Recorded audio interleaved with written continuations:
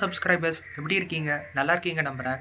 ரீசென்ட்டா வந்து ஒரு படம் மெயினா நான் பார்த்திருந்தேன். தட் இஸ் கிறிஸ்டோபர் நோலனுடைய இயக்கத்தில மெயினா வந்த ஒடிசி படத்தை பத்தி நம்ம மெயினா பேச போறோம். இந்த ஒடிசி வந்து என்ன படம்னா, லைக் இது ஒரு மித்தாலஜி பேஸ்டு படம். இந்த படத்தில வந்து நெறைய பாசிட்டிவ்ஸும் இருக்கு. பிளஸ் நெகட்டிவ்ஸும் இருக்கு. பட் என்னோட ஒப்பீனியன் தான் மெயினா சொல்லப் போறேன். யாரையும் விமர்சனம் பண்ணி இந்த வீடியோ போடப் போறதில்ல. வாங்க நம்ம டைரக்ட்டா வீடியோக்குள்ள போலாம். ஃபர்ஸ்ட்டு இதோட கதை என்னன்னா, டார்ஜன் போர்ல வந்து ஒடிசின்ற ஒரு பெர்சன் வந்து இந்த மாரி போர்ல ஜெயிக்கிறாங்க. அவங்க சொந்த நாட்டுக்கு வந்து மெயினா திரும்புறாங்க. அதுதான் மெயினோட ஸ்டோரி பிளாட்டே. அவங்க திரும்பினதுக்கப்புறம் வந்து, இந்த ஊர்ல அவங்க திரும்புறதுக்கு முன்னாடி ஏகப்பட்ட சேலஞ்சஸ் மெயினா ஃபேஸ் பண்றாங்க. லைக் இந்த கடவுளான அந்த ஒரு பெர்சன் வந்து கோபப்பட்டதுனால என்னென்ன சவால்கள் மெயினா ஃபேஸ் பண்றாங்கன்னா, இந்த கதையோட மெயின் ஸ்டோரி பிளாட்டே. இதோட ஸ்ட்ரென்த் அண்ட் வீக்னஸ் பத்தி நான் பேசப் போறேன். ஃபர்ஸ்ட்டு வந்து ஸ்ட்ரென்த் என்னன்னா, இந்த படத்துடைய பிரம்மாண்டம் வைஸ் எல்லாமே வந்து ஐமேக்ஸ் ரிலேட்டடா வந்து நல்லா சூப்பராவா பண்ணியிருக்காங்க. முக்கியமா வந்து ஒருத்தவங்க குடுத்த கேரக்டர்ஸ் வந்து அருமையா நடிச்சிருக்காங்க. அண்ட் சீரியஸ்லி குடுத்த ரோலுக்கு பக்காவா பண்ணியிருக்காங்க. அண்ட் இன்னொன்னு வந்து என்னன்னா, செகண்ட் திங் வந்து மியூசிக். மியூசிக் வந்து கரெக்ட்டா வந்து இந்த படத்தில மெயினா வந்து செட் ஆயிருக்கு.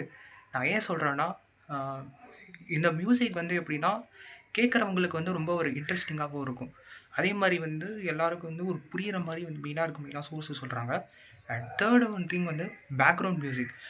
என்னதான் வந்து கதை வந்து ஒரு கட்டம் ஸ்லோவா போற மாரி இருந்தாலுமே, பேக்கிரவுண்ட் மியூசிக் வந்து இந்த படத்தில சும்மா வேற லெவல்ல செதுக்கியிருக்காங்க. இதுதான் இந்த படத்துடைய ஸ்ட்ரென்த். அண்ட் செகண்ட் வந்து வீக்னஸ் பத்தி நம்ம பேசப் போறோம்.